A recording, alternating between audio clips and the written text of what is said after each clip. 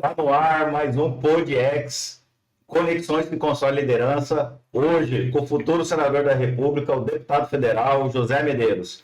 Deputado, muito obrigado pela presença. É uma satisfação estar aqui no PodX. É do Elon Musk? É quase, o X agora americanizado em homenagem a ele também. Tá certo.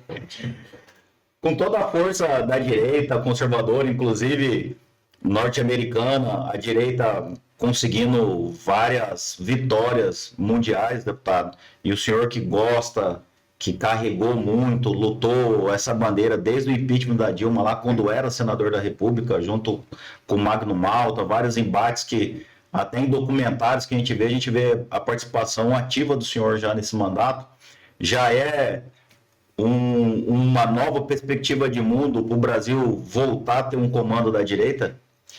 Então, não começou hoje, né? Já faz um tempinho que a gente está nessa labuta, mais de 11 anos, e rendeu muito fruto, né? A gente chegou à presidência da República, mas como Olavo de Carvalho, saudoso Olavo de Carvalho dizia, com a estrutura dessa que foi formada durante mais de 30 anos, ganhar a presidência da República era como começar o bolo pela cereja. E, de fato, nós ganhamos, mas não levamos, né? Porque tudo aparelhado, tudo muito... E a gente viu que tivemos uma eleição bastante difícil do ponto de vista da paridade de armas, mas a direita cresceu muito. Eu acho que essa vitória de Jair Bolsonaro em 2018, ela trouxe uma coisa muito importante para a política, principalmente no campo da direita, que foi as pessoas começarem a abrir os olhos para o que acontecia no judiciário, para o que acontecia no legislativo. As pessoas passaram a entender do processo legislativo, do processo político, da divisão de poderes. Tanto é que hoje as pessoas não sabem a escalação da seleção brasileira, mas sabem a escalação do STF. E se posiciona. E esse movimento foi tão grande que passou a ser duramente punido, duramente caçado, porque foi uma revolução muito grande do ponto de vista de desenvolvimento da população, de se informar, de se instruir. E nós estamos muito satisfeitos, porque as eleições de 2024 nós já tivemos muitos frutos. Sim. Uma vitória esmagadora no país inteiro, tivemos mais votos no país inteiro para prefeito e vereador. Aqui em Mato Grosso também fizemos as principais prefeituras. E agora caminhamos, esperamos que a gente possa aí sim poder construir o bolo por inteiro, que é você poder ter o Senado, ter maioria no Senado, se possível também na Câmara, para que a gente possa ativar, eu diria, um freio de arrumação nesse país, porque está um desequilíbrio muito grande. As coisas que têm acontecido aí mostram isso. Essa preocupação do núcleo bolsonarista, da própria direita, em fortalecer os resultados das eleições no Senado, deputado. Por que da importância dessa situação da direita estar preocupado com as cadeiras de senadores? Para quem está nos assistindo e às vezes não compreende por que a gente fala que é tão importante a eleição do Senado, eu vou dizer, nessa eleição de 2026, a eleição do Senado é a mais importante. É importante eleger governadores, deputados estaduais, deputados federais, presidentes? Sim. Mas hoje o país está todo desarrumado porque o Senado não cumpre o seu papel. Nós temos senadores que estão inertes, eles ficam ali na TGO, Teoria Geral Não Se Opor. Então, sem Senado não tem democracia. Sem o Senado atuante não tem democracia. E por que isso? Porque o Senado é quem faz, é o guardião da República. Ele representa também os estados, mas ele, acima de tudo, representa o equilíbrio entre os poderes, porque se fosse um Senado atuante, nós não teríamos, por exemplo, um ministro hoje mandando no país e um ministro colocando, inclusive, as relações brasileiras, a relação internacional brasileira em extrema dificuldade, como é o caso que o ministro Alexandre tem colocado o Brasil frontalmente contra os interesses norte-americanos e nos deixando numa situação muito difícil. Então, a eleição do senador, ela vai propiciar que o Congresso possa simplesmente dizer, olha, os limites de vocês são os limites instituídos pela Constituição. Vocês não podem avançar, vocês não podem fazer leis. Por exemplo, recentemente, ontem, foi ontem. Ah, simplesmente o STF legislou. E legislou numa das coisas mais caras para o ser humano, que é a liberdade de expressão. Sim. E tem legislado num monte de outras coisas, para serem prerrogativas. Ultimamente eu vi uma ação do governo, Sheila, que só falta chover para cima. O governo pedindo a liberação de crédito extraordinário para o STF. Ora, isso é totalmente desrazoável. Quem vota orçamento, quem disse o governo, quem autoriza o orçamento é o Congresso, não. Aí votamos, por exemplo, o fim do aumento do IOF, que o governo tinha proposto. Já judicializaram. Então, hoje está assim. E acontece essas coisas porque o Senado permite. Esses abusos até da Suprema Corte, nossa, que o senhor está falando, o senhor acredita que se a gente tivesse hoje uma base da direita mais forte, até conseguiria colocar um freio nessas atrocidades jurídicas, podemos dizer assim, dos atos antidemocráticos, das questões da própria apuração que está vendo do que suposto golpe do dia 8 de janeiro. O senhor vê que falta isso, por isso essa liberdade que o STF vem atuando? Olha, muita gente fica extremamente irritada, mas o fato é que na política não existe espaço vazio. E quando a própria política não ocupa esse espaço, aparece outro de fora. Por exemplo, o Senado deu essa brecha, os ministros viram que tinha espaço aberto e tomaram conta. Então hoje o ministro manda no executivo, manda no legislativo, manda em tudo. Manda até, por exemplo, veja só, nós temos um instituto que é o Instituto de Liberdade de Cátedra, no caso dos professores. Instituto da Liberdade de Interpretação, que eu me esqueci o nome dele agora, mas o juiz ele tem liberdade de hermenêutica, para não dizer assim. E recentemente um juiz, ele foi chamado às falas, teve que depor na Polícia Federal, porque o ministro Alexandre não concordou com a interpretação dele. Você está entendendo? Sim. Nós chegamos a esse ponto. Então, nós chegamos ao ponto de um deputado ser chamado na Polícia Federal porque ele falou alguma coisa na tribuna e o ministro não... Então, assim, independente do viés político, o fato é que o Senado, se tivesse atuando, isso não aconteceria. E aí a pergunta Medeiros, você está fazendo campanha pré-campanha para o Senado e vai para o impeachment do ministro Alexandre de Moraes? Eu tenho dito, eu estou fazendo pré-campanha, quero ir para o Senado, também para atuar nesse tema. E quanto ao ministro Alexandre, eu fui um dos primeiros a pedir o impeachment dele, porque ele tinha afrontado a Constituição brasileira, ele perdeu a capacidade de continuar no Supremo. Isso eu fiz como deputado. E como senador, lógico, com mais legitimidade e tudo. Agora, nós precisamos de votos lá. Eu, por exemplo, chamei duro a atenção, eu tenho liberdade para isso, com o Davi Alcolumbre, e falei para ele, e ele me falou uma coisa que eu fiquei sem fala. Ele falou, me arrume os votos que eu pauto amanhã o impeachment do ministro. Ele falou, mas eu não vou pautar, sendo que eu sei que não tem os votos ali. O fato é que ele não deixa de ter razão. Sim. Nós não temos votos. Se pautar o impeachment do ministro ali, nós vamos ter 25 votos no máximo. Essa flexibilidade da liberdade de expressão que o senhor tem tocado, até por decisão do STF já ontem, né, como o senhor falou, e até a questão da flexibilidade da imunidade parlamentar.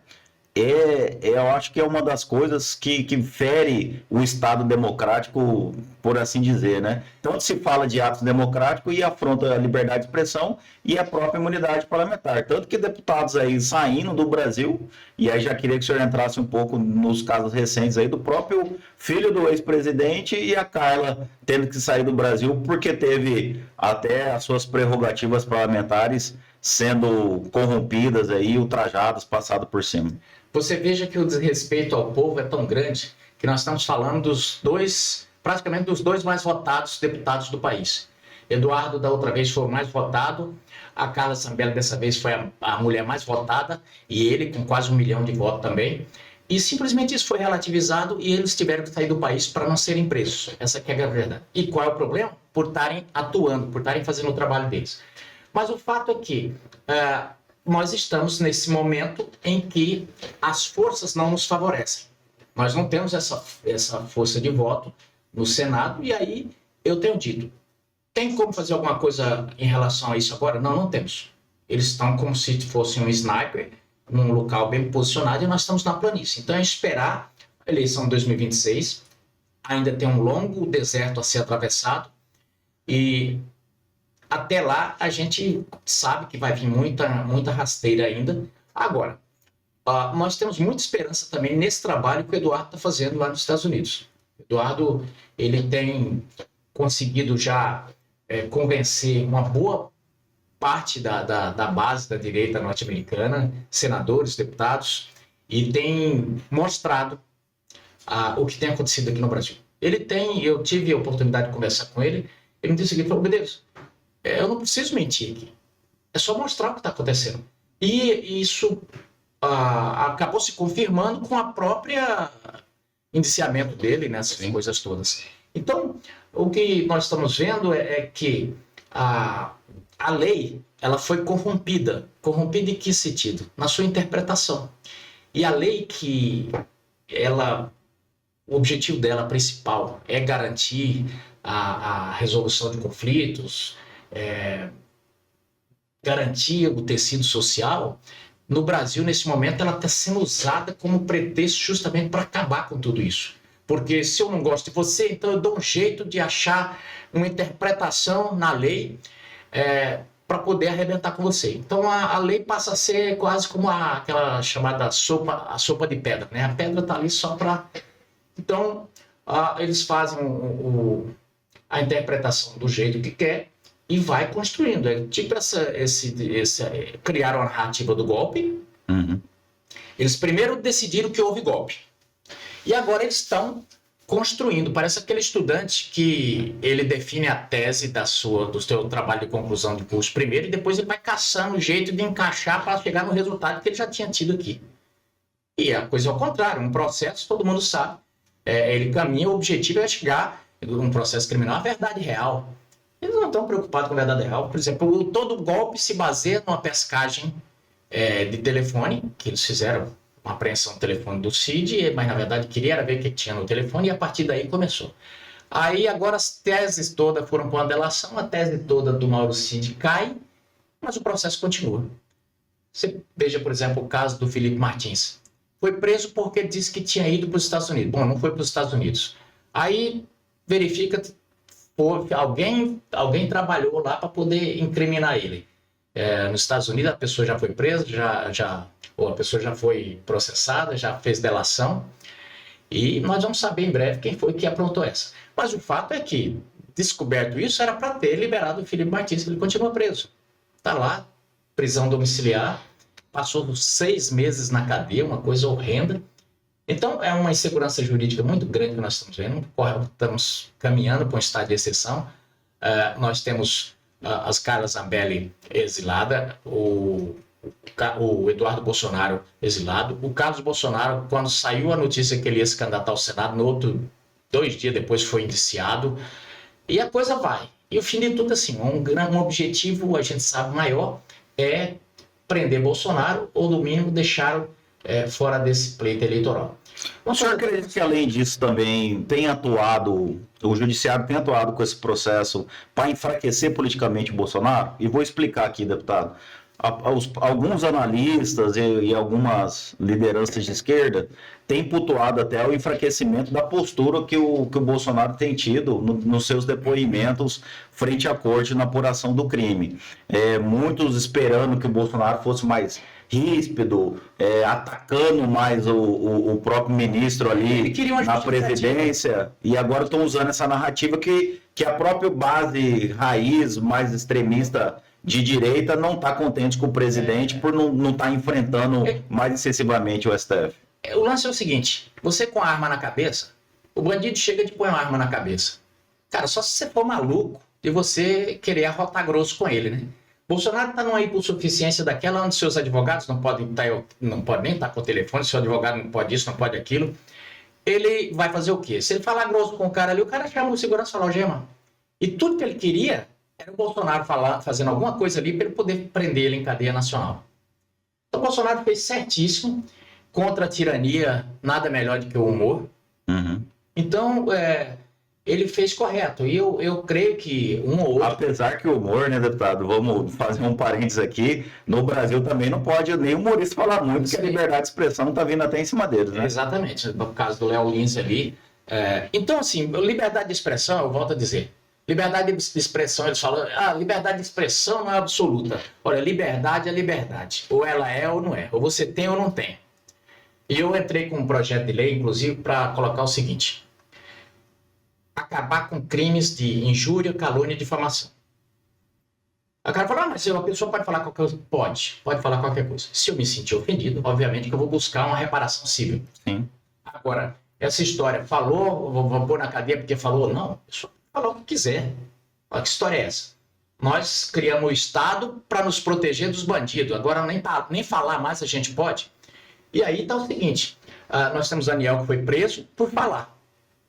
E muitos artistas na época apoiavam essa flexibilidade da liberdade de expressão e hoje estão até saindo em defesa, contrariando, porque tem um artista envolvido na situação. Eles estão percebendo que não se trata de bolsonaristas, não se trata do cara de direita, se trata do seguinte, pau que dá em Chico, dá em Francisco. E o ministro já mostrou que ele não está preocupado com isso e aquilo. Ele está assim, eu sou o rei do Brasil e acabou. Basta ver que ele mandou prender o amigo do Trump lá, que teve aqui, o Steve Bannon, né? Sim. Então, mandou o Elon Musk, se pisar aqui, é bem capaz que ele manda prender. Tanto é que o X foi suspenso do Brasil. Coisa... E essa questão, até a gente tratando de liberdade de expressão, deputado, a questão da regulação da esquerda, da esquerda não, da regulação das mídias sociais. Por que essa preocupação toda em normatizar e regular as redes sociais, que, ao meu ver, fez um ganho tremendo para a democracia no Brasil? Alguns ministros estão preocupados não é com a mentira, preocupado com a verdade, está preocupado com isso aqui, porque esse aqui é um programa, nós estamos aqui com o microfone, uma câmera na mão, ideia na cabeça, e isso aqui vai para o mundo inteiro. Essa nova realidade que essas pessoas que sempre controlaram tudo não estão conseguindo aceitar. Então é o seguinte, antigamente quem tinha voz era a Rede Globo, no Jornal Nacional. Se uma pessoa morresse e não fosse anunciado no Jornal Nacional que ela morreu, ela não morria. Pra saber, né? Ela não morria enquanto não passasse no Jornal Nacional. Falava, fulano morreu, um famoso. Ela falou, passou no Jornal Nacional? Não, então não morreu. Era desse jeito. Por quê? Era a verdade oficial, né? Tanto é que a gente tinha, no caso do programa oficial, nós tínhamos a Voz do Brasil, né? A Voz do Brasil. Hoje a Voz do Brasil está em cada celular. Então a pessoa produz informação, ela recebe informação, ela assiste um podcast dessa, ela gostou, ela repassa, e aí é que tá. Aí é que as pessoas não gostam, porque elas vêm dizer, olha, para proteger a sociedade, nós temos que ter só alguns canais autorizados pela gente, ou então que todo mundo se enquadre no que a gente pensa. Então, voltando para trás, vamos virar uma Venezuela. Né? Não tenho dúvida. E eu vi uma reportagem muito interessante do Cláudio Dantas falando, há 750 anos já era assim.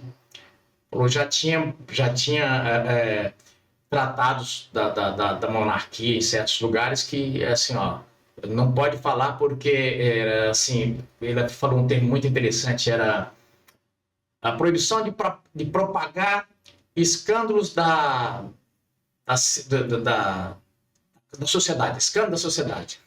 Não podia, ou seja, não é que não podia propagar escândalos, não podia propagar as verdades, porque a verdade ela é doida.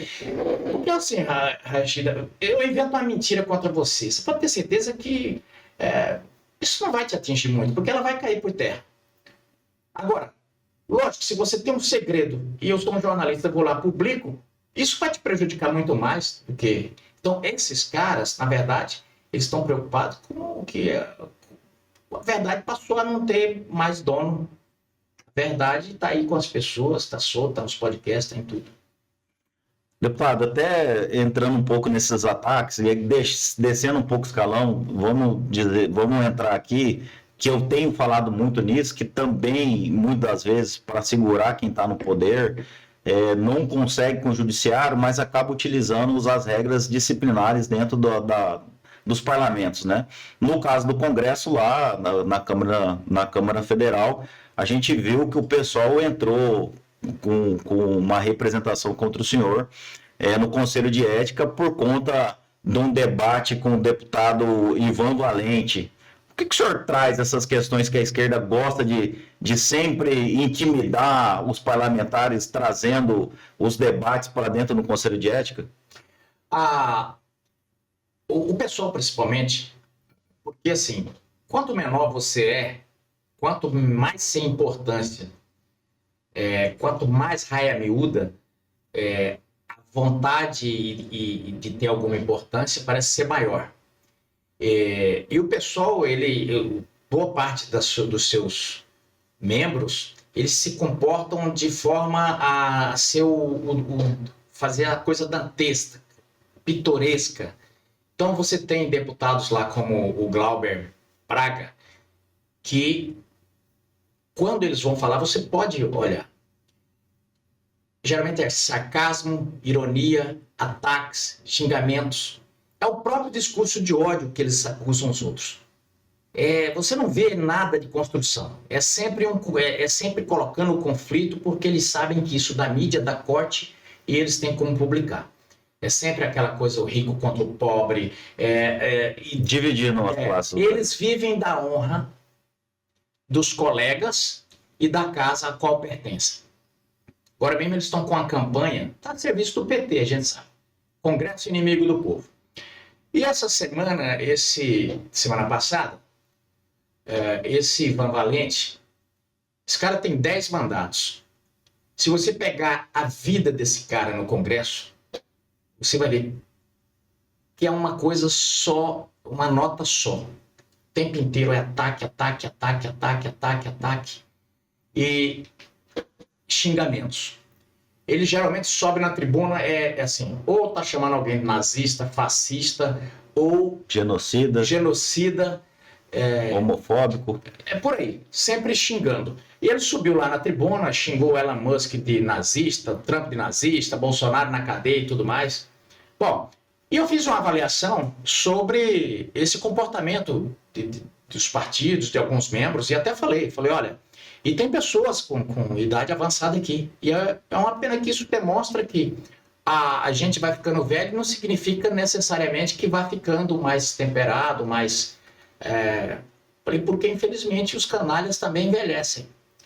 Bem, eles pegaram isso aí e me denunciaram no Conselho de Ética. Como hectarista. Como hectarista. Eu não me feri a idade dele, aliás, nem fiz uma avaliação de que os canalhas também envelhecem. Agora, engraçado, eu vou até ponderar quando eu for fazer minha defesa, quero saber se eles vão fazer uma cassação póstuma do mandato do Leonel Brizola, que essa frase, eu me lembro que quem primeiro eu ouvi falar foi o Leonel Brizola sobre Carlos Lacerda. Ele falou diretamente para o Carlos Lacerda, que os canalhas também envelhecem. E é uma verdade.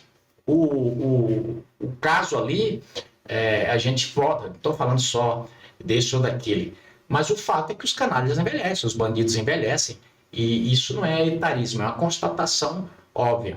Agora, é um partido que eu tenho asco. Eu respeito cada pessoa, respeito o Ivan Valente, respeito o Glauber Braga, que vai ser cassado em breve. E vai ser cassado por quê? Porque ele extrapolou desse discurso que ele faz odioso contra as pessoas, ele extrapolou para as vias de fato. Ele agrediu. Esse cara me deu um soco em plena sessão deliberativa, porque ele não gostou de algo que eu falei. Me deu um soco lá. Bom, isso passou, final de ano, final de legislatura, não tinha como abrir processo mais. Mas logo em seguida, no início da outra legislatura, ele agrediu um rapaz do MBL lá. Soco, pontapé, empurrão e tudo mais. E agora vai ser cassado. E ele está andando pelo Brasil se vitimizando. Então eles são assim. Eles têm uma estratégia. Eles te provocam, eles agridem, e quando você dá uma retorção, eles se vitimizam.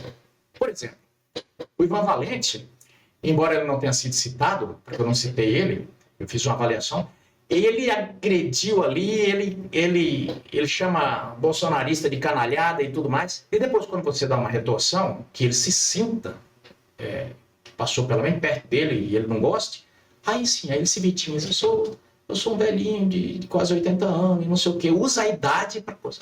E não é só ele, tem alguns integrantes do partido deles que usam a cor. Estão me perseguindo, isso é racismo. Outros usam a condição sexual. Porque eu sou gay, está me perseguindo, então isso é homofobia. Eles se utilizam disso.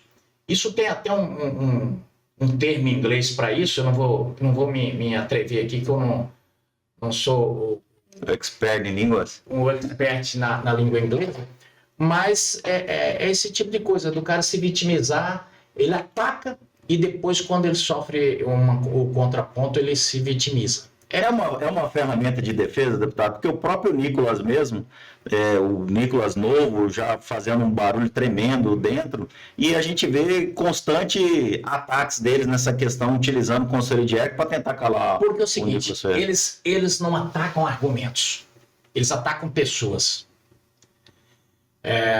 Eu, por exemplo, combato as ideias do pessoal. Eu não tenho por que atacar Ivan Valente, não tenho por que atacar Tamira Peronte, embora as opiniões delas sejam as mais abjetas possíveis. Eu não ataco pessoas, ataco as ideias. Eles atacam pessoas o tempo inteiro. Uma forma que o senhor falou, né? O modus operandi, né? Ele ataca o dono dos argumentos e não os argumentos. É o chamado ataque ad hominem. Então, e ali eles fazem o combo todo. É a teoria do espantalho. Eles criam uma coisa que não é verdade, aí combate aquilo, sendo que você nem falou aquilo. Por exemplo, agora eles estão dizendo que nós estamos querendo prejudicar o pobre porque derrubamos o imposto. Ora, o IOF é cobrado cada vez que uma pessoa faz um crediário na Casa Bahia, em qualquer lugar. E quem é que faz crediário aqui no Brasil? É o pobre, cara. Deputado, o senhor falando já do IOF, era a próxima pauta. Mas muitos analistas entendem até que no dia da derrubada do veto, queria que o senhor comentasse sobre ele, mas muitos entendem a derrocada no Congresso do próprio governo Lula, que perderam a votação do veto do IOF e também a própria questão do aumento das cadeiras no Congresso. Foi uma derrota que muitos colocam aí como histórica. Há muito tempo só o Collor tinha uma derrota tão feia dentro do Congresso. Aquilo não foi uma surra, aquilo foi um espancamento. O governo, nós precisávamos de 257 votos. Nós colocamos 383 votos. Eles apanharam de chinelo. E apanharam por quê? Por causa da mentira, por causa desse tipo de coisa.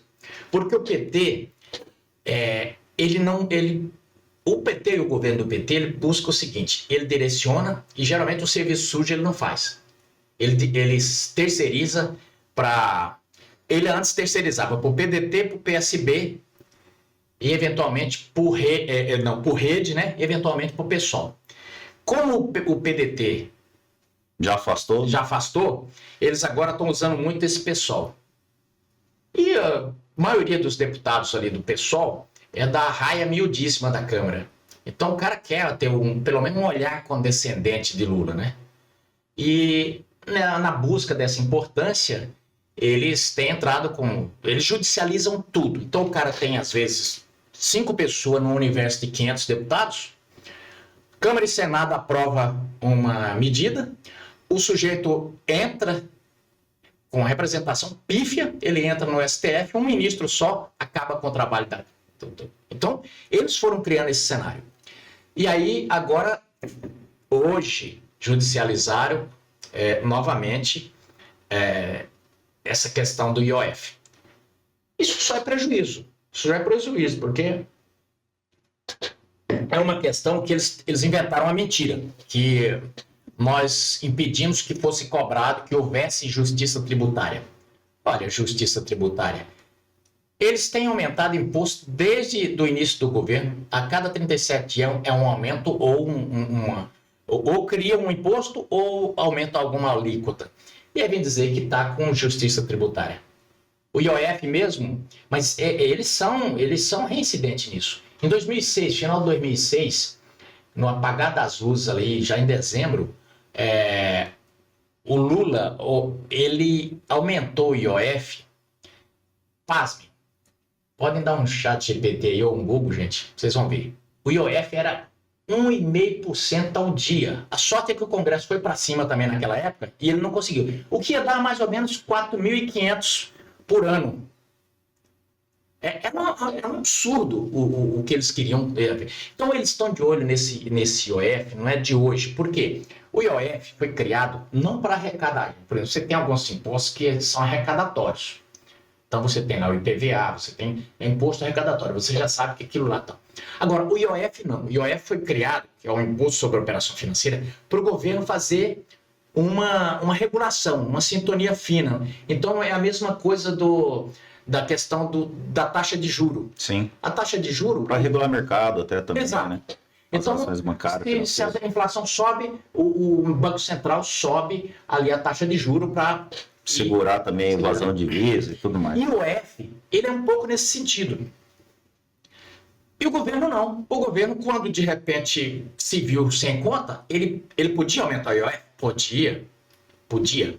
Mas não para o que ele queria. Ele queria simplesmente, ele fez o seguinte, ele precisava fazer uma compensação de um, se não me engano, 12 bilhões de rombo de caixa que eles já gastaram. Ou seja, o governo gastou muito e agora precisa repor para equilibrar as contas. Aí não, vamos aumentar o IOF para poder fazer essa compensação. Aí o Congresso falou, epa, não. IOF não é arrecadatório. IOF é regulador. Você está com algum problema aí que você precisa regular, mas não é para regular conta que você já fez, não. Então, quando o Congresso bateu, agora eles estão dizendo que não, que o Congresso... Mas assim, né, deputado, eles precisam arranjar uma forma de arrecadar que uma vez que onde a sangria deles estava atada no INSS, acabou, né? Exatamente. Eles querem diz que vão pagar, vão repor o roubo dos aposentados. Aí, Rachid, isso é um absurdo, é o supremo cinismo. Eu meto a mão no seu bolso, tomo dinheiro e depois... vou fazer política com isso. Vou fazer política com isso e ainda devolvo com o próprio dinheiro, senhor, né? Não, eu pego mais dinheiro seu para poder devolver, né? Que nem aquela história de pegar o seu FGTS e te emprestar a tantos por cento. Eu pego teu dinheiro e te empresto ele a juro. Então, esse roubo do INSS, o governo está fazendo sacanagem. Ele simplesmente está querendo pagar os aposentados com dinheiro do próprio aposentado. Ou seja, tem que pegar mais dinheiro, porque quando ele vai pagar com dinheiro do Tesouro, gente, é dinheiro do aposentado também. Então, assim, está passando a mão no dinheiro duas vezes. E aí não vem dizer o governo que não tem nada a ver com isso? Porque, Rachid, a gente sabe. Desde que acabou a possibilidade da contribuição sindical ser descontada ali na boca do caixa, ou seja, no lerite do servidor, do funcionário, que eles vêm costeando o alambrado para tentar repor essa perda das entidades sindicais. Então, aqueles dutos de milhões de dinheiro que eles contratavam. No dia 1º de maio, eles contratavam duplas nacionais, aquela coisa toda, aquela festona, que era só para enganar o trabalhador, e o resto, o grosso, ficavam com eles, né? Boa parte ia para o Partido dos Trabalhadores, sim. A gente sabe disso, para as campanhas do Partido do Trabalhador. Pois é, eles arrumaram um jeito de se subsidiar. Então, Bolsonaro tentou estancar isso aí, eles derrubaram, e aí disse, Bolsonaro que abriu, não, essa lei de desconto em folha, desconto em lerite, existe desde 90. Sim. Então, ficou, e aí o que eles fizeram? Entra 2023 com o pé na tábua. Teve sindicato que pôs 31 mil pessoas num dia. Isso tinha que ser um super sindicato, né? Para as pessoas terem essa vontade. 30 mil pessoas num dia, quero me filiar. Quer dizer, ele só ficava assinatura e só fazendo. Então, esse é o PT. O Monsanto dizia, o PT quando não está mentindo está roubando, quando não está roubando está mentindo. Mas nesse governo ele veio com valor agregado. Quando não está mentindo, está roubando. Quando não está roubando, está mentindo. Aliás, está roubando e mentindo. E ainda taxando pra caramba. Então, é mentindo, taxando e roubando. Para a gente fechar um pouco a questão dessa questão federal, deputado, queria uma análise rápida do senhor, num breve comparativo do governo Lula, que já passou de metade do seu mandato, com todo o trabalho que o Bolsonaro fez? Não dá para comparar, porque o governo do Bolsonaro começou e terminou, né? O do Lula não começou e está tarde para começar. Porque o governo Lula não começou, gente. Vocês podem perceber. Do que viveu o Lula desde o primeiro dia de mandato de Bolsonaro?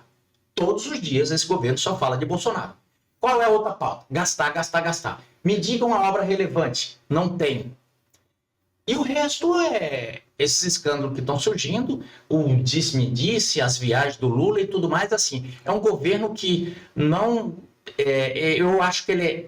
Eu vou comparar o governo Lula igual o time que se acha que é um time muito bom e quer jogar só com a camisa. Ou seja, entra de salto alto e se dá mal. O fato do Lula é esse. Ele entrou tipo assim, isso aqui eu domino. E já não dominava mais, a sociedade era outra, a tecnologia era outra, ele está totalmente analógico, e aí parte para as velhas mentiras. Por exemplo, ele está apostando tudo agora nesse rico contra pobre. O resumo do Lula agora é assim, nós estamos pelos pobres e a direita é contra os pobres. Isso não se sustenta. Isso não se sustenta. Nós somos pela pequena agricultura. Bolsonaro foi que fez mais titulação na regularização fundiária. Regularização fundiária. Então, o governo Lula não dá para avaliar. E o do Bolsonaro, o governo que diminuiu o imposto, o governo que teve austeridade fiscal, um governo que enfrentou uma pandemia, uma coisa de louco, o mundo inteiro sofrendo. O Brasil foi o primeiro a sair das dificuldades financeiras. O Brasil foi o primeiro país a voltar ao status antes da pandemia, deixou dinheiro em caixa, deixou as coisas organizadas. Esse é o governo Bolsonaro. E outra, e mais, o governo que conseguiu aumentar conseguiu diminuir... Diminuir o gasto e aumentar a arrecadação. Né? Exatamente. Perfeito. Deputado, dentro dos seus trabalhos, até nessa questão toda que a gente está enfrentando, a gente viu que o senhor propôs um projeto de lei de isenção de TR, mas muito preocupado também uma questão ambiental, que é os produtores, uma condicionante para isenção, que os produtores queriam que as brigadas de combate a incêndio, né? Nós tivemos aqui no Pantanal essa situação do fogo, que era uma bandeira, inclusive, da ministra, da própria esquerda, a questão que atacava o Bolsonaro na questão ambiental, e a gente viu que também de política efetiva praticamente nada. Queria que o senhor tocasse nesses dois assuntos no seu projeto de lei e também na questão ambiental deste governo. Perfeito, Rachid. Eu agradeço pela pergunta. O governo do PT quer utilizar da questão dos incêndios para tomar terra, para culpar o agronegócio, e eles utilizam, como eu digo, assim como eles utilizam a raia miúda do Congresso para poder fazer o serviço sujo deles, eles também utilizam alguns ministros do STF para fazer o que eles pretendem. Veja só, tem uma decisão do ministro Flávio Dino que sua terra, por exemplo, pegou fogo. A fazenda do Arraiaxida pegou fogo. Cara, se o fiscal do IBAMA ou do ICMBio lá decidir que aquilo é doloso, o Arraiaxida perde a terra. Quer dizer, esse tipo de decisão aberta é muito perigoso porque incêndio a gente sabe que acontece por combustão espontânea, acontece por diversas fontes de calor. E como é que você vai definir essa coisa dolosa? E qual proprietário que vai querer tocar fogo na sua fazenda? Na sua própria fazenda. Na sua própria fazenda. Então, nós achamos isso muito perigoso. E aí, eu já tinha proposto esse projeto antes, foi no primeiro incêndio que teve no Pantanal, ainda eu coloquei, foi em 2020, eu propus o seguinte: olha, vamos fazer de uma forma positiva, vamos incentivar para que as fazendas possam ter uma brigada de incêndio, porque quando o governo foi tomar pé daquele incêndio em 2020, o governo do estado já tinha mais ou menos uns 6 dias que estava queimando. Quer dizer, num capim seco daquele, o trem já estava. Eu conversei com o ministro Ricardo, o Estado mandou um monte de recursos para cá, 10 milhões na época, mais helicópteros e tudo mais. Inclusive, um dos helicópteros salvou 7 bombeiros que tinham ficado cercados pelo fogo. Mas o fato é que queimou muito. E agora, recentemente, né, no governo Lula, já queimou mais do que da outra vez ainda. Mas se você tiver os fazendeiros equipados com a brigada de incêndio, ele vai perceber o foco na fazenda dele e já vai chegar a cercar e apagar ali. Fazer o primeiro combate. Né? Exatamente. Então, o que ocorre? para isso precisa de algum incentivo, né? Mas está tendo muita resistência desse governo, esse projeto. Eu espero que vá para frente. Eles resolveram fazer o contrário. Eles resolveram fazer tanto essa medida que o STF fez através do ministro Flávio Dino, quanto uma decisão, uma portaria deles, que é o seguinte: você vai pagar uma multa horrenda se houver fogo de incêndio lá, independente de ser doloso ou não, na sua fazenda. Isso está errado. A meu ver, a gente tem que, no caso dos incêndios, tem que se unir todo mundo para que isso não ocorra. Porque é de cortar o coração. A gente tem um paraíso desse, que nem o Pantanal, e ele pega fogo. E dá para culpar esse ou aquele? Não, não dá para culpar. Por quê? Porque nós temos um clima extremamente seco, com muita matéria para ser queimada, porque desde que começaram a dificultar tudo aí, antes nós tínhamos o boi bombeiro, né? Hoje virou crime um boi pisar em qualquer lugar. Então, a gente tem essa situação. Então, tem que se unir tudo e chamar o fazendeiro para ser parceiro e não ter ele como inimigo e querer culpar ele por um problema que às vezes é negligência do próprio governo. Porque, por exemplo, com o dinheiro que o Estado brasileiro tem, nós já tínhamos que ter os bombeiros aqui com aviões bem equipados, com tudo bem... mas não temos. Você tem uma boa brigada de incêndio federal na Amazônia? Não tem. Sai a aeronáutica fazendo uma gambiarra com os aviões, ajudando, utilizando o KC, aquele KC 390 para ajudar a apagar e tal, mas não tem uma coisa do governo federal direcionada a isso. Então foi nesse sentido que a gente fez esse projeto. Maravilha, deputado. Nosso tempo está morrendo, tem bastante assunto para tratar com o senhor e não tem como a gente não aproveitar a presença do senhor aqui e a gente falar de política, que é o que os nossos ouvintes querem ouvir, que gostam de ouvir, e muito essa expectativa agora de uma candidatura sua ao Senado. O senhor que já tentou outras vezes e acabou não tendo o direito de ser. 2026, o senhor consegue esse sonho e essa vontade e vir para o papel como candidato a Senado pelo PL? Olha, até por uma questão de necessidade. Eu gosto muito da Câmara, é um local... É bem estressante, eu até comparo. E tem gente que diz, qual a diferença entre o Senado e a Câmara? Eu falo que o Senado é uma orquestra sinfônica e a Câmara é um baile funk. Que a coisa lá você vê, eu tomei um soco, eu fiquei escandalizado, porque o Senado, o que acontece? O Senado, há toda até por uma questão de tradição, ele é mais contido, né? A Câmara ali, a coisa pega, né? Mas a necessidade, ela se impõe.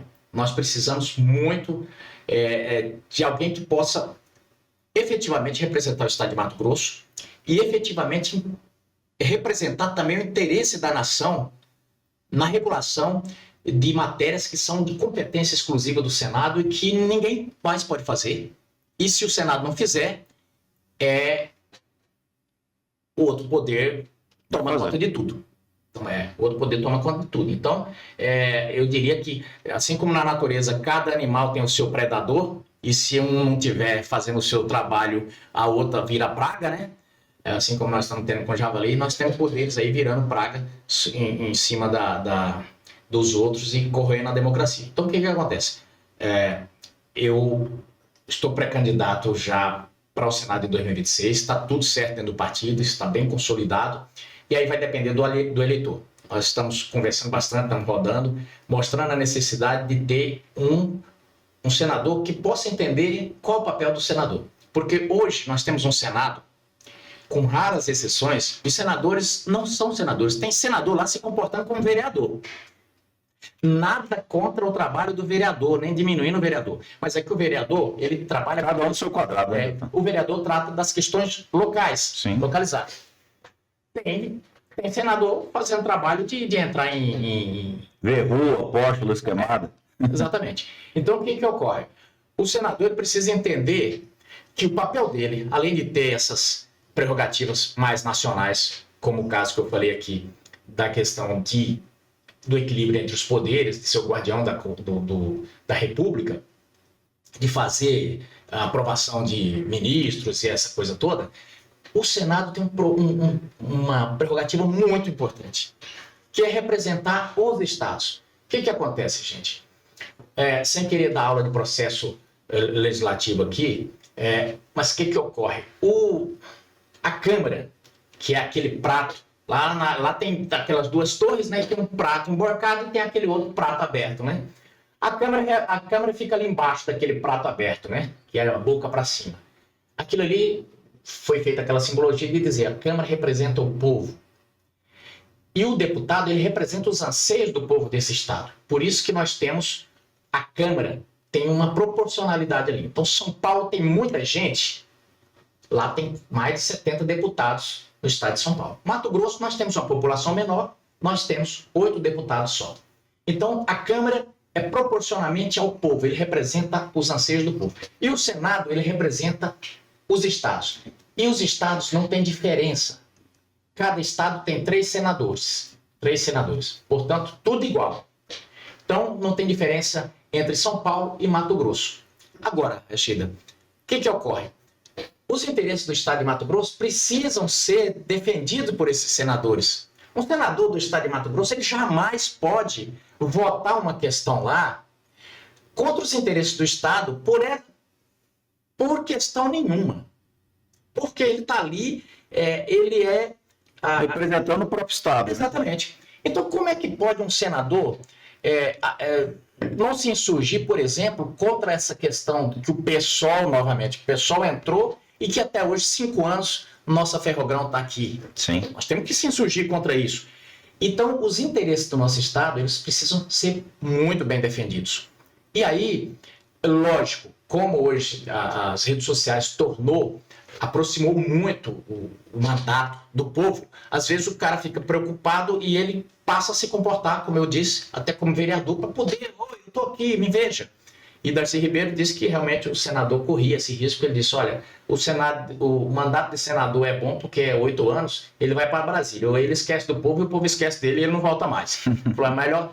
Mas o que acontece? Você tem muito bem como trabalhar, porque trabalhar a serviço do Estado não significa que você não está trabalhando para o povo. Acontece que é por questões mais macro, são questões maiores que acaba, eu diria, representando e satisfazendo o anseio da sociedade toda. Para Mato Grosso, por exemplo, logística é muito importante. Nós temos várias outras questões, por exemplo, ambientais. Esse dia me fizeram uma pergunta, meu Deus, vocês são contra o meio ambiente porque vocês votam tudo que é a respeito do meio ambiente. Eu falei, talvez nós sejamos o único partido que defenda de verdade o meio ambiente. Eu falei, por quê? Porque nós defendemos especificamente que seja cumprido o Código Florestal. Eu falei, nós não queremos mais nenhum penduricalho. Eu falei, porque a partir do momento que você começa a encher de penduricalho, as pessoas precisam sobreviver. Eu falei, a partir do momento que você defende os interesses do homem que está lá no campo, você vai estar defendendo também os interesses do meio ambiente. Porque se você cria um equilíbrio, o próprio produtor, ele tem interesse de defender o meio ambiente. E defende. Tanto é que nós temos proteção de encosta, proteção de margem de rio. Reserva legal, nós temos um monte de coisa.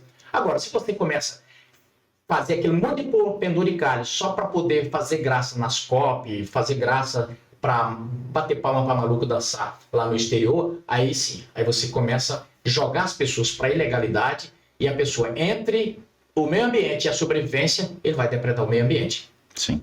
Deputado, mas voltando na parte política aqui, a gente entende e vê até que a classe política mesmo no Estado, hoje o senhor é unanimidade nessa cadeira do PL para disputar o Senado, né? Contra outros anos aí, a gente sempre via que dentro do próprio grupo sempre tinha um senão e o senhor, a gente enxerga como uma questão bem sólida essa disputa e o direito de disputa que o senhor pretende. Mas uma possível cadeira de majoritária do senador Wellington Fagundes atrapalha esse projeto do senhor ou agrega? Na verdade é o seguinte, nós tivemos uma vitória maiúscula nas eleições de 2024. Isso credenciou o PL até para chapa pura. Mas o presidente Jair Bolsonaro tem dito, ele acha melhor que a gente possa lançar o candidato a governo sim, o candidato ao Senado, mas que as outras 2 vagas a gente possa fazer uma composição. Ele falou, olha, é melhor a gente se unir, então ele tem defendido isso. E aí é que tá para formar esse tabuleiro, né? Para governo já está aí fechado, o Senado Wellington, para o Senado Medeiros, mas nós estamos aí esperando ainda. Composição de vice, suplência. Porque a gente não sabe. Essa outra cadeira do Senado também, a gente via quase como água e vinho o senhor e o governador Mauro Mendes numa possível chapa conjunta. E hoje a gente viu que o ânimo está mais tranquilo. Sim. E que tem até uma certa concordância pública, tanto do governador nas falas dele, como do senhor na fala de aceitar essa chapa, que seria uma chapa da direita em si. Perfeito. Lá em 2019 a 2022, houve sim, eu tive uns embates muito fortes com... Eu não fui nem tanto com o governador, depois passou a ser, porque ele tinha alguns secretários muito difíceis de lidar, e óbvio que a gente começava a fazer umas ponderações, e aí o governo se doeu, e é natural que se doa. Mas eu nunca fiz eu acho que o que ajudou a isso se arrefecer é que assim, eu nunca fiz uma crítica pessoal à pessoa do governador ou à pessoa de quem quer que seja da família dele. Então nunca houve esse tipo de ataque. E não houve ofensa pessoais, né? Não houve ofensa pessoal a ele. Houve até algumas provocações e tal, mas no sentido de dizer que criticar essa ou aquela obra, essa ou aquela decisão do governo. E também eu era vice-líder do governo Bolsonaro e às vezes quando havia algumas críticas do governo e a gente fazia uma ponderação, e é natural que quem está no governo às vezes tem alguma quesilha com o governo federal. Sim. E há aqueles atritos e eu ia muito para cima. Mas e aí quando veio a eleição, assim, eu fazia campanha contra o Mauro e ele contra mim também, né? E você enfrentar um governador não é fácil. E eu sei que eu perdi muito voto e ganhou muito também, né, deputado? Acho que ganhei muito também porque tinha aqueles que não gostavam e, lógico, sempre você perde e ganha. Mas o que aconteceu? Terminou a eleição, eu me elegi, ele também. Um dia eu encontrei com ele lá no Tribunal de Contas e falei, Mauro, acho que a gente devia parar, porque nessa parte nós dois fomos incompetentes. Eu queria te tirar, não consegui. Você tentou me tirar, também não conseguiu. Então acho que a gente podia encerrar aqui. Então isso foi antes até de se falar de sair candidato ao Senado, né? Isso foi logo que ele tinha tomado posse. E de lá para cá, eu toquei meu mandato. E ele tem tocado, e até esses dias alguém falou, você tem que entrar, tem que atacar o Mauro Mendes aí. Eu falei, olha, eu já fiz esse trabalho, eu vou deixar para outros, né?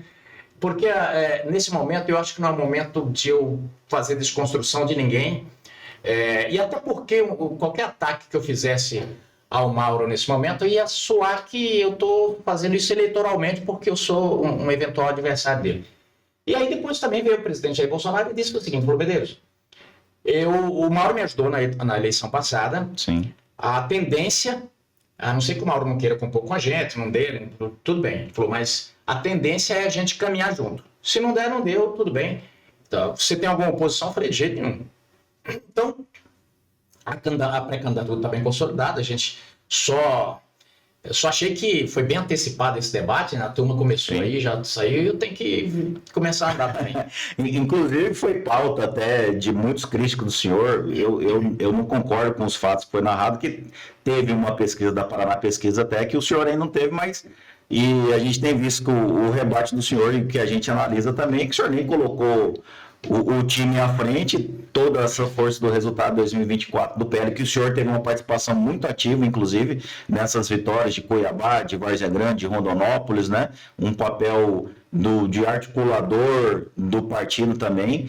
Então a gente entende que essa massa e esse consenso até dos bolsonaristas hoje, e o apoio do senhor é uma força muito grande para te dar plenas condições de disputa de vencer essa eleição. Não, perfeito. E o eleitorado de Mato Grosso, ele é muito fiel a Jair Bolsonaro. Eu sempre digo, eu tenho um eleitorado, eu sei que não vou me diminuir aqui, mas eu sei que o meu eleitor também é um eleitor do Bolsonaro, e ele gosta do presidente Jair Bolsonaro. Então, na campanha de 2020, por exemplo, eu estava em primeiro nas pesquisas. E a Coronel Fernanda veio conversar comigo, que ela queria que eu apoiasse ela. E eu até falei para ela na época, foi a primeira vez que eu encontrei com ela, eu falei, mas Coronel, se a senhora estivesse em primeiro e eu chegasse e pedisse para a senhora para desistir, a senhora ia desistir? Ela falou, Medeiros, mas eu vou crescer. No momento que o Bolsonaro falar que eu sou a candidata dele, você vai ver que eu vou crescer. E ela tá falando a verdade, tanto é que no dia que o Bolsonaro falou que ela era candidata dele, ela passou por mim que nem um foguete. Na outra semana eu já estava lá para terceiro, quarto. Você tá entendendo? E isso você veja que ela não ganhou por um bigode de miquim. Ela perdeu aí por 70 mil votos, uma coisa assim. O que acontece? O eleitor chegava para mim e dizia: Medeiros, eu gosto de você pra caramba, acho seu trabalho muito legal, mas, cara, vamos obedecer o comandante. Eu vou votar no Bolsonaro. Então, por exemplo, quando em 2022 o presidente foi para o PL e aí o senador Hélito era candidato, eu já tinha aprendido a lição. Em outras circunstâncias eu saía também, né? Sim. Falei, sai não. Não sai não. Por quê? As pessoas diziam: eu gosto de você, Medeiros, mas o candidato que o presidente vai apoiar é o Hélito. Eu não sou doido de contra. Então, dessa vez, eu até falei para ele, esses dias ele me perguntou: tá firme? Eu falei: tô firme. Ele falou: falei, porque eu não saio, só sai se tiver seu apoio. Mas agora tá bem consolidado, né? Tá bem consolidado, tá tudo certo. Inclusive aqui, ó, acabei de almoçar com o presidente estadual, o Ananias, ele está conduzindo essas alianças. Então, nós estamos bem convictos de que a gente vai ter uma... Eu não estou preocupado nesse momento com as pesquisas, até porque os índices das pesquisas, você nota, eu vi lá, 81% das pessoas não decidiram em quem vai votar. Mas votam no candidato do presidente Bolsonaro. Exatamente. E foi uma coisa, quando me falaram que iam fazer essa pesquisa, eu falei: faz um favor para mim, coloque aí se as pessoas votariam no candidato do Bolsonaro. E deu quase 70% de que votam. Então eu fiquei tranquilo. E é uma eleição diferente do que o senhor já viveu, né? Porque é uma eleição com 2 cadeiras. E aí a gente tem também o próprio Mauro, que, ao meu ver, entra aí como candidato da direita, até porque tem se aproximado do Bolsonaro, inclusive nos atos, né? Das manifestações populares que o presidente tem encabeçado. E também ainda não vou colocar insistência, mas ainda colocar o nome dele do Galvão nessa disputa. Exatamente. Então, Galvão... olha, você nota, a esquerda vai lá com o Fávaro, praticamente. Com o Fávaro, praticamente, porque eu acho que eles vão tirar a Rosa Neide. No frigir dos ovos eles vão tirar a Rosa Neide. Rosa Neide quer muito ser candidato, mas não, pode ter certeza que não vai conseguir fazer isso aí, porque a gente sabe que o poder econômico conta muito e eles vão engolir ela. Eles engoliram uma senadora que tinha ganho a eleição, sim, tiraram o mandato dela. Então você imagina agora na montagem de chapa. Agora, aí nós temos no centro aí, vem também pegando voto de todo lado a Janaína. Então você nota que vai ser uma eleição muito disputada, é uma eleição muito perigosa. Eu tenho uma tranquilidade porque eu sei que o eleitor do Bolsonaro, ele vem muito convicto de que ou nós fazemos o Senado ou nós estamos tudo lascado. Se a gente não fizer o Senado, você pode ter certeza que essas pessoas vão permanecer na cadeia. Sim. Nós precisamos fazer o Senado porque nós precisamos fazer a anistia dessas pessoas, nós precisamos punir pessoas. Esses dias falou até uma coisa lá falando sobre essa questão das pessoas, da importância do Senado e a eleição. Eu volto a dizer, gente, a eleição mais importante que nós vamos ter em 2026 é o Senado, porque você nota que nós temos presos políticos, a maior vergonha para o Brasil, nós temos quase 2 mil presos políticos, nós temos pessoas exiladas, nós precisamos trazer o Brasil à normalidade, e só o Senado pode fazer isso. Deputado, acho que bem consolidada essa questão dessas chapas majoritárias, mas o senhor entrou, até deu uma aula para a gente da questão do Congresso, da distribuição, de como é a representação ali do Senado mais moderador, representando o Estado, a representação do povo por meio da Câmara, e aí tivemos nesse mesmo dia da derrubada do veto, a questão dos aumentos de cadeira, né? E eu, ao meu ver, politicamente, até para o PL em Mato Grosso, vai ser muito interessante, até porque aumenta 2 cadeiras de deputado federal, uma já era constitucional e uma que veio nessa jabuticaba aí do aumento de cadeira. Eu queria que o senhor falasse um pouco desse contexto, primeiro lá de Brasília, de como que se deu essa questão, que nós esperávamos que o Senado não ia aprovar esse aumento, e de repente acabou vindo. E a influência disso não só lá na questão, mas queria que o senhor fizesse uma reflexão na questão eleitoral de 2026 sobre esses aumentos de cadeira aqui no Estado. Olha, do ponto de vista meramente partidário, obviamente que a gente nota que vai ser positivo para a eleição. Mato Grosso, por exemplo, para Mato Grosso é bom. Nós passamos a ter maior representação. Agora, a forma como foi feita é que está errada. E para você que talvez não estava a par desse aumento, o que acontece, gente? A população do Mato Grosso, que era 1.800.000, depois subiu para 2 milhões e agora já está em 3 milhões, a Constituição diz que conforme a população vai crescendo, você vai ter que aumentar o número de representantes, né? Mas o que ocorre? No caso de Mato Grosso aumentou, mas teve estados que diminuiu. E o que a Constituição, a meu ver, deixa bem claro, é que isso você aumenta a população. Se você vai aumentar o número de deputados aqui de Mato Grosso, você tem que diminuir lá no estado que diminuiu a população. Por exemplo, Piauí diminuiu, Rio de Janeiro diminuiu, Rio Grande do Sul diminuiu. Então, para onde ia passar essas cadeiras da população que diminuiu lá? Para estados como Mato Grosso, que cresceu, para estados como Pará, para estados como Santa Catarina. Mas não, sabe o que aconteceu? Os estados que iam perder cadeira simplesmente fizeram pressão e aí decidiram o quê? Não, então vamos fazer o seguinte, eu não perco e você aumenta aí a do Mato Grosso e a do Pará que tá reclamando porque está comendo. Quer dizer, aí de 513 deputados nós fomos para 531. E aí isso é um absurdo. Nós ainda, aí foi para o Senado, nós esperávamos que o Senado não fosse aprovar, aprovou, ainda colocou uma trava lá que eu até achei importante, é o seguinte, não pode aumentar o duodécimo da Câmara, que já recebe, ou seja, vocês vão ter que fritar o porco na própria banha. Hoje vocês têm, por exemplo, lá 1 bilhão para gastar com 513 deputados. Se vira com esse dinheiro aí. Até que eu achei o projeto que o Senado aprovou melhor. E ainda fechou essa torneira aí, né? Mas, de toda forma, a gente sabe que a população não queria mais aumento de deputado. Mais de 70% era contra essa aprovação. Mais de 70%. O Congresso pisou na bola nisso aí. Se votou direito no IOF, pisou na bola na questão dos deputados. Agora, porque a nossa preocupação é o seguinte, isso acaba sendo, por exemplo, na Assembleia Estadual vai aumentar 6 deputados aqui em Mato Grosso. Sim. Aí vem as câmaras de vereadores, vem tudo, que é cascata. Né? Vai aumentar em quase todas as Assembleias Legislativas, né? Então, a nossa expectativa, por exemplo, do PL agora é fazer 7 deputados estaduais. Né? Poder fazer no mínimo 3 aí deputados federal.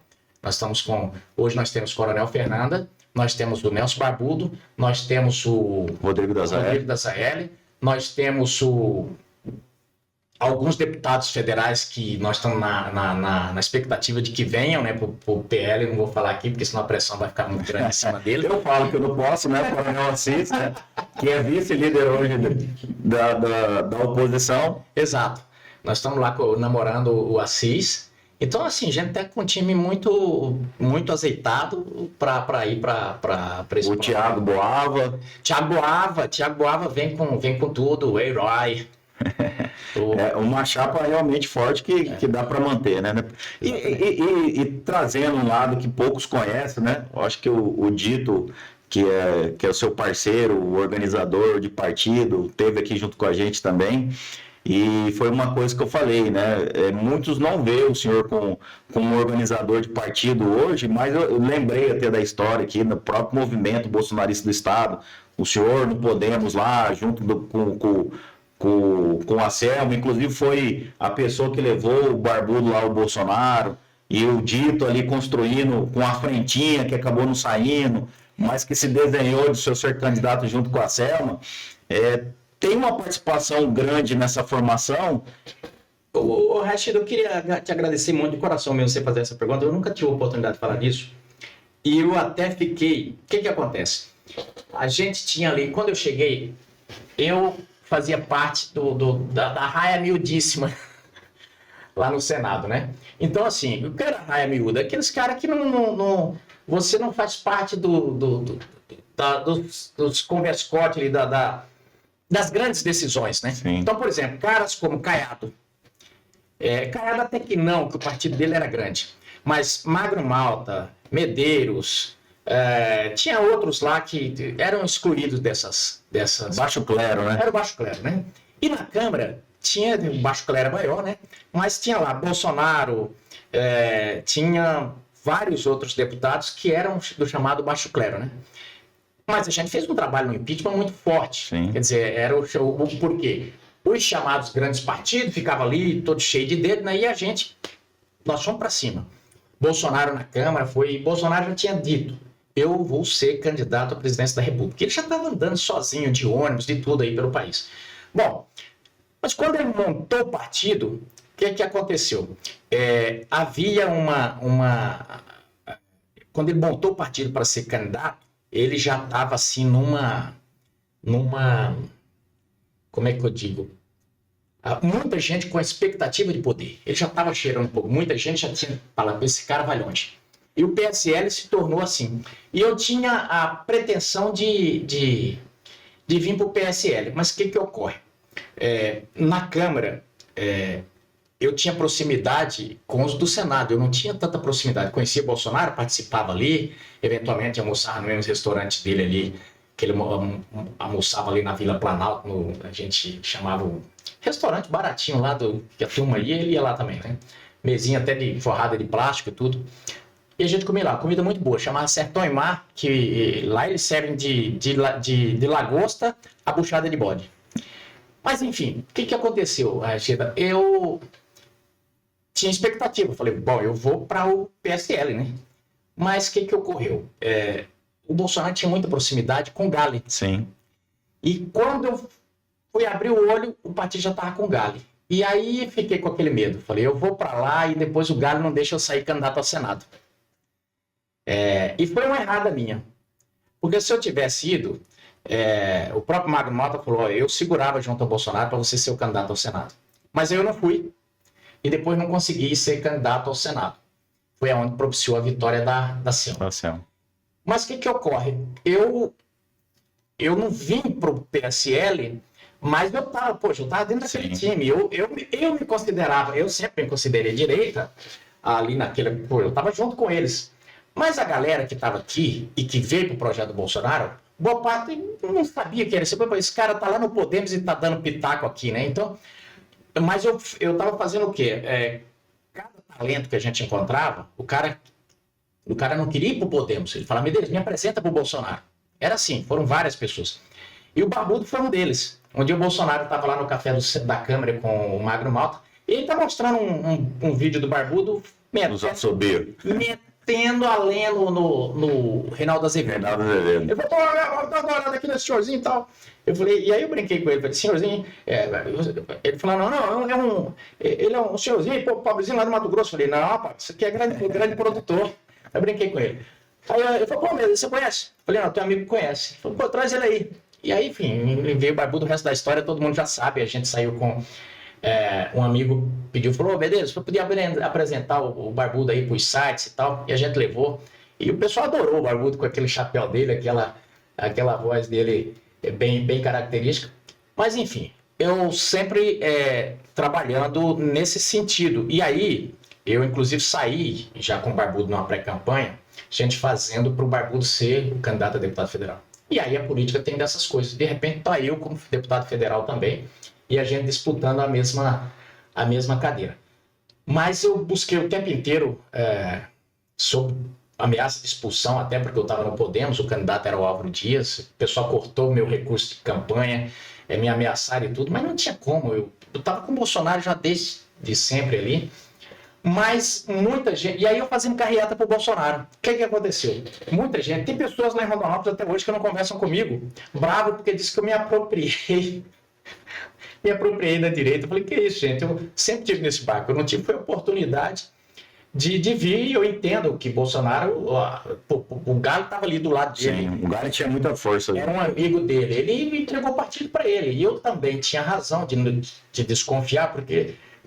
partido é assim, se você não tem o comando, dificilmente você vai conseguir emplacar uma candidatura majoritária. Mas acabou dando certo, né? Que o Gale não foi reeleito e o senhor conseguiu a reeleição.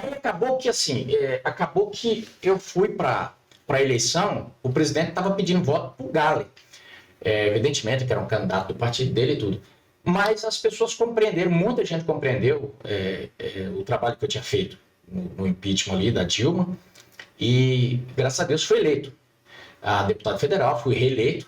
E agora, trabalhei muito pelo governo Bolsonaro, consegui depois ficar no mesmo partido, agora estamos no mesmo partido, então agora está bem consolidado. Mas, assim, tinha esse negócio, por isso que eu te agradeci de você fazer essa pergunta, porque muita gente dizia, por que você não estava lá direto, já com o Bolsonaro junto no partido? Eu falei, não estava no partido, mas estava junto. Tava. E como testemunha aqui, ajudou muito aquela formação. Sim. Eu era secretário do PSL e muitas reuniões que o senhor coordenou junto com toda a frente bolsonarista do estado ali. A primeira reunião, por exemplo, para formar o PSL, eu tive que... foi inclusive lá no Sertão e Mar. A gente se reuniu porque havia uma discussão muito forte do pessoal que já não aceitava o galho ali e tal. E eu tive que entrar... Acabou essa briga que o senhor fala, só para contextualizar, e o pessoal que está nos assistindo acompanha muito, acabou com a saída do Ranalli, né? O Ranalli acabou indo para o PROS exatamente por conta dessa briga. E teria sido eleito deputado federal. E o que acontece? Nessa briga lá, eu me lembro que tava o Quero, tava o Barbudo e tal, tava todo mundo juntado. E aí, assim, eu sentei, eu não tava no poder, mas eu falei, gente, eu preciso estar junto ali, não tem como. Ele foi colocado pelo presidente, então não tem como. Vocês vão ter que aceitar. E aí, acabou indo. Então, assim, participei muito. É que nem nessa eleição agora para prefeito, não que me deixou o cara e tal, não. Quem foi o cara foi o Abílio, foi a Flávia e tal, que tiveram os votos se elegeram. Mas assim, eu trabalhei muito para que desse certo essas candidaturas, tanto Primavera, Rondonópolis, ali em Várzea Grande, que é aquelas discussões, porque tem sempre assim, o pessoal parte queria apoiar o grupo do Jaime, a gente tem que ir construindo. Eu estou sempre assim, não tenho nenhum cargo assim no partido, mas eu procuro a gente conciliar, porque partido já diz, é partido, né? Se a gente for brigar, e ainda mais nós que temos, na época nós tínhamos 4 deputados, Sim. Eu, Abílio, Amália, Coronel Fernanda, então, e mais os deputados estaduais. Então os interesses são muitos e tal, e eu fiz questão de não exigir nada do partido, falei, vou só tentar ajudar a gente até fala, né, deputado, para trazer esse lado do senhor, né, a gente que gosta, que analisa a política, muitos falam dessa questão toda, mas o senhor tem todo esse mérito, sim, porque, inclusive, referendou essas candidaturas, né? Ninguém acreditava na candidatura da Flávia, muitos falam do Balbinotti, mas, na verdade, o agente político ali foi o José Medeiros que articulou, né? Não, mas eu tenho que agradecer muito, por exemplo, eu tenho uma equipe muito boa, eu tenho que dar os méritos. O Benedito, ele vem lá desde a época da formação da candidatura do Blário. A Ana Carla, que hoje não está comigo, porque eu acabei assim, terminou as eleições, eu acabei cedendo o dito para ir para Várzea Grande, né? Porque a gente sabia que era importante ele estar ali naquele começo. A Flávia é uma pessoa muito bem instruída, mas início de governo é sempre difícil. Sim. Mas agora ela já engrenou e tal, a gente está chamando o dito de volta, né? E a Ana Carla acabou a gente também emprestando ela ali para o Abílio, porque a Ana me ajudou também muito, ela tem muita experiência, muito querida aí pela... Então, assim, e todas as pessoas que trabalham comigo. E tivemos também as gratas surpresas, por exemplo, o Odílio. De fato, eu ajudei ali na composição, mas sem o Odílio nós não teríamos ganho aquela campanha em Rondonópolis. O Odílio, assim, eu tentei muito que ele fosse candidato em 2022, não foi possível. Eu gostaria muito que ele tivesse sido candidato agora, ele acabou. Já declinou, né? Mas ele é uma pessoa que o Mato Grosso, poxa, merecia o Odílio, viu? É um cara... Gente, para quem não conhece, vou falar um pouquinho. O Odílio Balbinotti é filho de um grande produtor do sul de Mato Grosso, aí do sudeste de Mato Grosso. Hoje ele é um dos principais no Brasil em termos de pesquisa e genética de sementes. Tem uma empresa entre as principais do Brasil nesse segmento. E é uma pessoa que tem uma consciência de sociedade, de contribuição para o país muito grande. Hoje, ele tem uma mini bancada lá no Congresso de pessoas que eles ajudaram. Ele olha o perfil, você veja, eu não tinha trânsito com o Odílio. Um dia eu estava como candidato, ele ligou não foi nem para mim, ligou para mim e falou, olha, me passa o nome da conta que eu vou ajudar aí. E me ajudou na campanha. O que esse Odílio e a esposa dele, a Tânia, fizeram pela saúde do Santa Casa em Rondonópolis, né? Coisa de louco. Então, assim, eu sou um fã dele, mas é aquela coisa, eu entendo porque no Brasil não é fácil, você vem para a política, você começa a ser perseguido, e ele já começou a ser xingado lá, ser ofendido. Eu senti que ele saiu magoado, eu vejo ele se isolou, não está mexendo, não quer saber mais de nada. Mas foi uma perda para o estado de Mato Grosso, porque ele é uma pessoa daqueles brasileiros que a gente tem que tirar o chapéu. Deputado, a produção já está batendo aqui na gente que estamos passando do horário, mas deixar um pouco também para as próximas vindas. Tem muito água para rolar debaixo da ponte aí, para ter o senhor junto com a gente novamente. Sempre um papo bacana. Para as pessoas que não conhecem muito o deputado José Medeiros, também uma oportunidade de deixar o microfone do PodX aberto para o senhor, caso queira fazer as considerações finais ou atacar algum ponto que a gente não abordou. Não, perfeito. Quero aqui dar os meus agradecimentos a você, toda a sua equipe, dizer a todos os brasileiros, todos os matogrossenses que estão nos assistindo, eu sou pré-candidato ao Senado, pelas razões que já expus aqui. Nós precisamos de um Senado para que possa ter autonomia, o Congresso possa voltar a ter autonomia nas suas prerrogativas, possa poder defender também os estados e mais, equilibrar esse jogo que hoje simplesmente um ministro só vale por um Congresso inteiro. A gente tem que equilibrar isso e também dizer que nós estamos agora sendo vítima de uma enxurrada de mentiras por parte do governo do PT. Eles estão ali espalhando que votamos para aumentar a conta de luz. Isso é mentira. O governo do PT, ele simplesmente resolveu fazer uma isenção eleitoreira e precisa tapar o rombo disso aí. E aí fica jogando que aí jogou bandeira vermelha, que vocês conhecem, a tal da bandeira vermelha para todo mundo, ou seja, eu dou energia de graça para um grupo e cobro a mais de outro.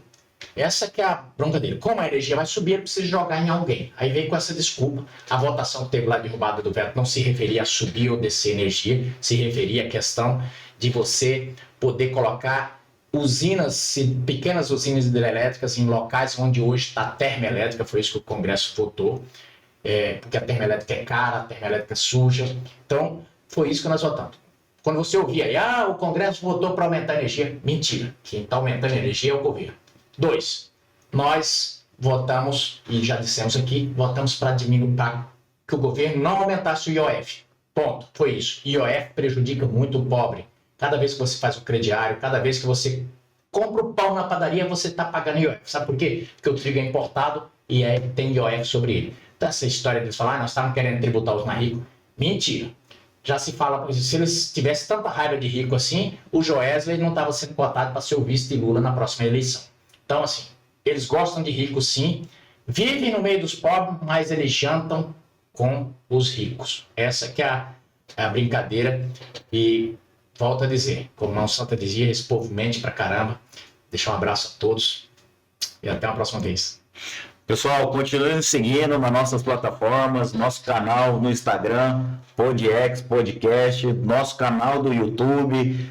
Terá durante a semana aí vários cortes dessa conversa boa, esse bate-papo gostoso aqui com o deputado federal Zé Medeiros e também agora na nossa plataforma do Spotify, deputado. Agora o PodX também inovando e para quem não conseguir assistir, pode pelo menos estar ouvindo esse bate-papo aí por meio da plataforma e aguardando vocês até o nosso próximo episódio. Meu muito obrigado.